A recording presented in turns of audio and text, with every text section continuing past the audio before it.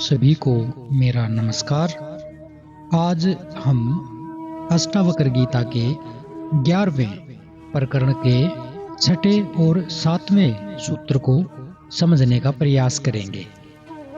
छठा सूत्र कह रहा है, मैं शरीर नहीं हूँ, देह मेरी नहीं है, मैं तो बोध स्वरूप यानी चैतन्य हूँ।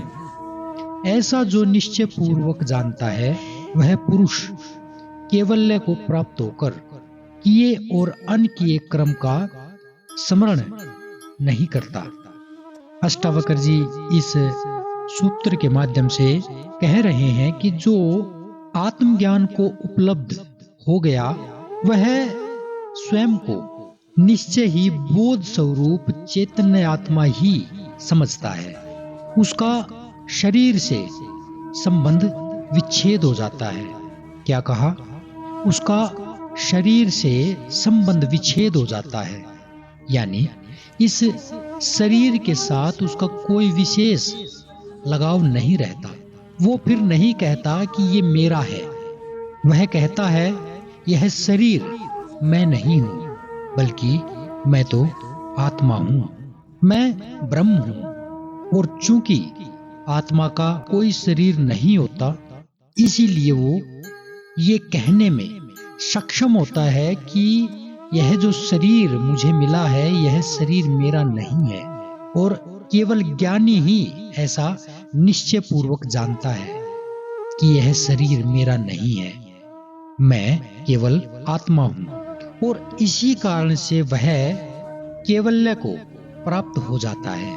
कैवल्य यानी मोक्ष, यानी निर्लिप्तता, यानी वह अनासक्त हो जाता है।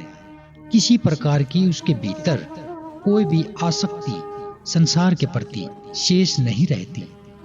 कैवल्य को प्राप्त हुआ ज्ञानी अपने को आत्म स्वरूप मानता है, जिससे वह किए और अनकिए कर्मों का स्मरण नहीं करता, क्योंकि जो कर्म किए गए हैं वे शरीर द्वारा किए गए हैं और जो अनकिए रह गए हैं वो केवल विचारों तक ही सीमित रह गए हैं।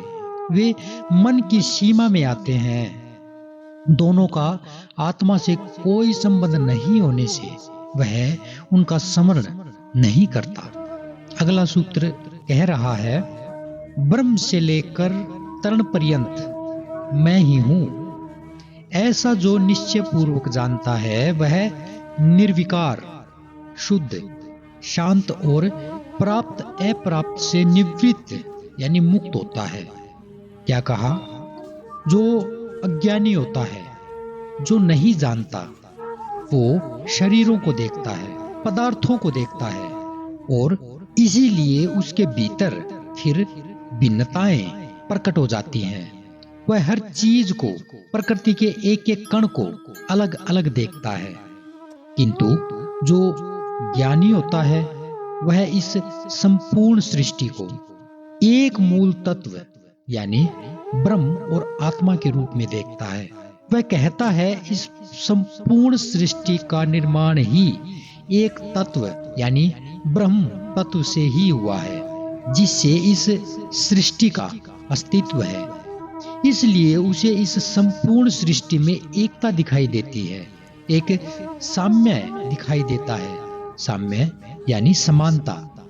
कोई भी ऊंच नीच का भेद उसके भीतर नहीं बचता। जिसने आत्मा को जान लिया वह आत्म स्वरूप ही हो जाता है।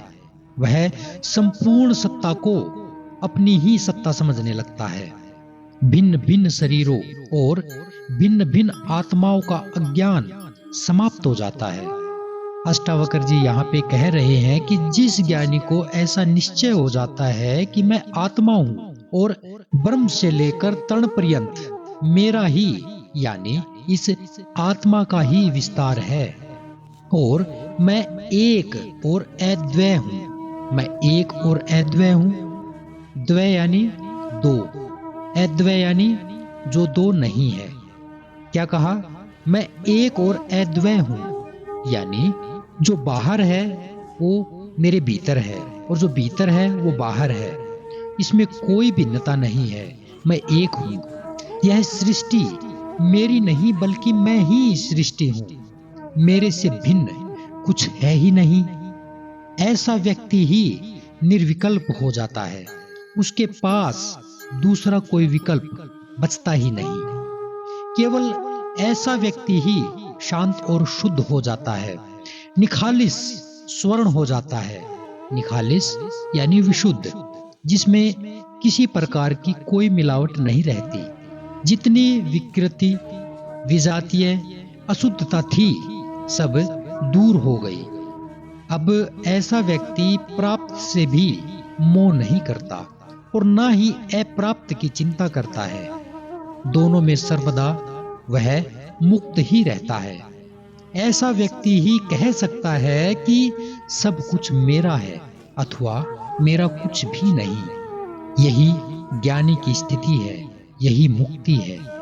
पर बहुत सारे लोग सत्संग का चोला ओढ़कर अपने आप को ये दिखाने की कोशिश करते हैं कि उन्हें ज्ञान हो गया है, लेकिन जैसे ही घर से बाहर निकले तो दिखाई देता है जानवर, दिखाई देता है कोई कुत्ता, और तुरंत उस पर रोड़ा लेकर, डंडा लेकर सर पे चढ़ जाते हैं और ये कहते हैं कि इन्होंने मेरे घर के सामने बाथरूम अथवा लैट्रिन कर दी और इसलिए इसको यहां रहने का कोई अधिकार नहीं है।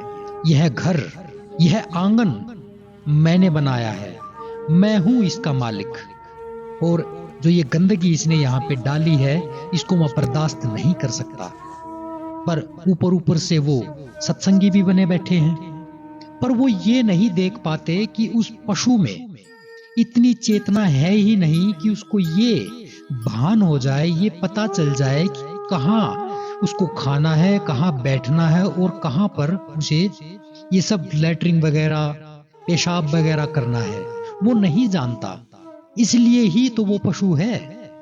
लेकिन चूंकि आप इंसान हैं, आपके पास बुद्धि है, आपके पास विवेक है, तो आप उस विवेक का प्रयोग करके ये जानिए, जो कि आपका हक है, ये जानना कि पशु और इंसान में भेद है, चेतना का भेद है, बुद्धि का भेद है। और जो व्यक्ति ये भेद जान जाता है वही मुक्त हो जाता है, वही ज्ञानी हो जाता है, वही इस संपूर्ण सृष्टि को एक देखता है, क्योंकि वो ये जान गया है कि चेतनागत भेद होने से कोई चीज अलग नहीं हो जाती, बल्कि इसी प्रकृति का वो हिस्सा है।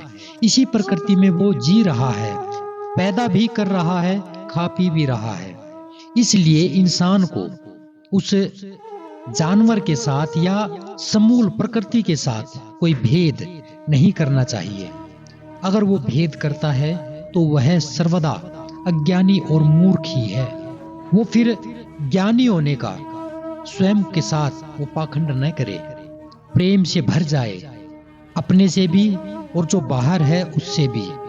उसका कोई अंतर विरोध न रहे, और जिसका अंतर विरोध नहीं रहता वो एक हो जाता है। उसका किसी के साथ कोई द्वंद्व, कोई झगड़ा नहीं रहता, और जब कोई द्वंद्व नहीं रहता तो वो केवल्य को प्राप्त हो जाता है। केवल्य यानी निर्लिप्त हो जाता है, उसकी किसी के प्रति कोई आसक्ति नहीं रहती, और जब आसक्ति नहीं रहती तो उसके भीतर केवल एक बचता है, जिसे आत्मा कहते हैं, जिसे ब्रह्म कहते हैं, और उसी ब्रह्म में, उसी आत्मा में आनंद है।